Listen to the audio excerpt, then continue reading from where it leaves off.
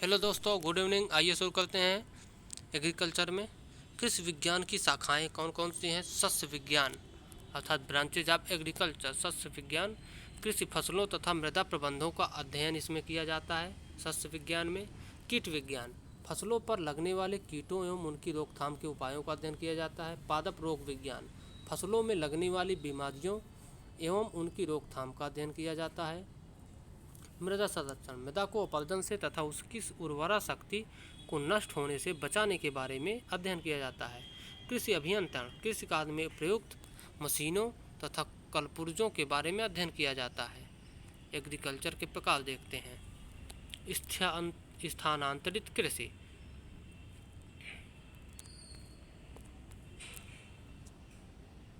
और देख लेते हैं। एक पादप दैहिकी पौधों में होने वाली दैहिक क्रियाओं का अध्ययन किया जाता है। पादप दैहिकी में मृदा विज्ञान मृदा संबंधी अध्ययन किया जाता है। कृषि जीव रसायन फसल से संबंधित जीव रसायनों का अध्ययन किया जाता है। हार्टिकल्चर फलों वाली फसलों तथा बागों के प्रबंधन का अध्ययन। हार्टिकल्चर सब्जी व तथा फूल वाली फसलों का अध्ययन किया जाता है इसमें। पादप अनुवांशिकी पादप प्रजनन तथा नई जातियों के विकास का अध्ययन किया जाता है। ओके, अब चलते हैं कृषि के प्रकार में। कितने प्रकार की एग्रीकल्चर खेती होती है, आइए देखते हैं। स्थानांतरित कृषि इस कृषि में वन के किसी खंड को साफ करके वृक्षों तथा झाड़ियों को जलाकर साफ किया जाता है और उसके बाद उस पर खेती की जाती है। भूमि की उर्वरता समाप्त होने पर उस स्थान को छोड़ दिया जाता है और किसी दूसरे स्थान पर फिर से वही प्रक्रिया अपनाई जाती है। इसे स्थानांतरित कृषि कहते हैं। इसे झूम खेती भी कहते हैं। स्थानबद्ध कृषि इसमें एक निश्चित स्थान पर स्थायी रूप से बसकर कृषि की जाती है। यह विश्व में सबसे अधिक की जाने वाली कृषि है। और जीविका कृषि यह एक ऐसी कृषि जो संपूर्ण रूप से खेती करने वाले परिवार के लिए ही होती है। इसके अंतर्गत धान, गेहूं, ज्वार, मक्का, सोयाबीन, साग सब्जी आदि की कृषि की जाती है। गहन कृषि इस प्रकार की खेती में अधिकाधिक उत्पादन करने के उद्देश्य से की जाती है। इस कृषि में अधिक मात्रा में रासायनिक उर्वरक, सिंचाई, सस्यावर्धन तथा हरी उर्वरक, अच्छे किस्म के बीज, कीटनाशक आदि का प्रयोग किया जाता है। मिश्रित खेती इस प्रकार के कृषि में कृषि कार्यों के साथ साथ पशुपालन का कार्य भी किया जाता है। रोपण या बागवानी कृषि यह पूर्णतः व्यापारिक उद्देश्य से की जाने वाली कृषि है, जिसमें नकदी फसलों का उत्पादन किया जाता है।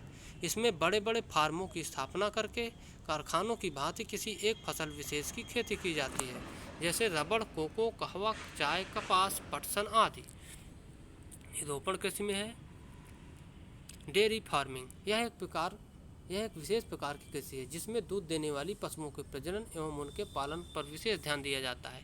ट्रक फार्मिंग है व्यापारिक स्तर पर की जाने वाली सब्जियों एवं फलों फूलों की कृषि, जिसमें परिवहन के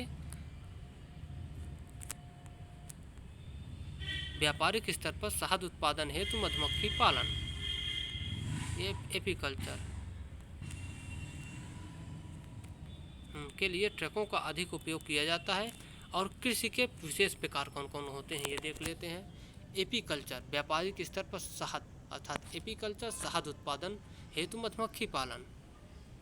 एपीकल्चर किसे कहते हैं? मधुमक्खी पालन कुल मिलाकर।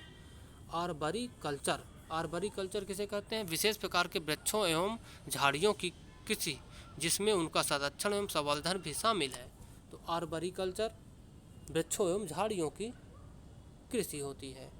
फ्लोरिकल्चर व्यापारिक स्तर पर की जाने वाली फूलों की खेती, फ्लोरिकल्चर अर्थात फूल। हार्टिकल्चर व्यापारिक स्तर पर की जाने वाली विभिन्न प्रकार के फलों का उत्पादन। हार्टिकल्चर। हार्सिकल्चर यातायात के लिए उन्नत प्रजाति के घोड़ों और खच्चरों के व्यापारिक स्तर पर पालन। हार्सिकल्चर घोड़ों और खच्चरों का। मेरीकल्चर व्यापारिक स्तर पर समुद्री जीवों के उत्पादन की प्रक्रिया। ओलेरीकल्चर विभिन्न प्रकार के सब्जियों की कृषि ओलेरीकल्चर होती है। पीसीकल्चर व्यापारिक स्तर पर मछली पालन। सिल्वीकल्चर वनों के संवर्धन एवं संरक्षण से संबंधित।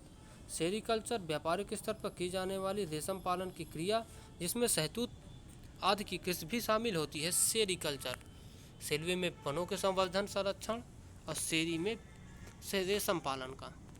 विटीकल्चर व्यापारिक स्तर पर की जाने वाली अंगूर उत्पादन की क्रिया।